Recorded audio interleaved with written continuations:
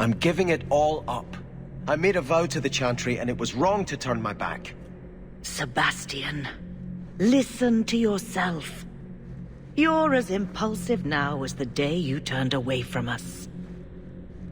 Do you think the Maker wants another rashly spoken vow that you'll abandon when the next passion takes you? I will not... This is your life, child. Don't spend it being blown about like a weather vane. But here's Hawke. Maybe you can talk some sense into him. Is the Grand Cleric upset with you? She thinks I'm fickle, but I mean it. It was wrong for me to break my oath to the Chantry. I've turned against the Maker. And for what?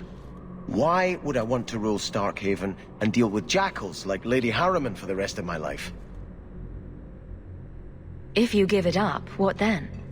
I suppose I must convince Elthina my commitment is sincere. Then I will remain here, to represent the Maker's interests as she thinks best. Do you see yourself as a prince?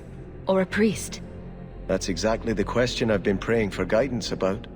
When I think of going to Starkhaven, calling on allies like Flora Harriman and all the corrupt, scheming nobles, my throat swells shut in horror. When I think about staying, I'm at peace.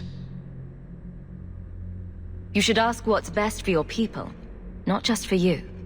I do not have hubris enough to imagine it matters to the common people who rules them.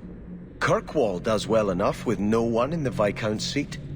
Someone will take the reins. The fields will be planted, the crops gathered. No one will notice that a Vale lives and isn't there, and I can devote my life to the Maker's will on Thedas.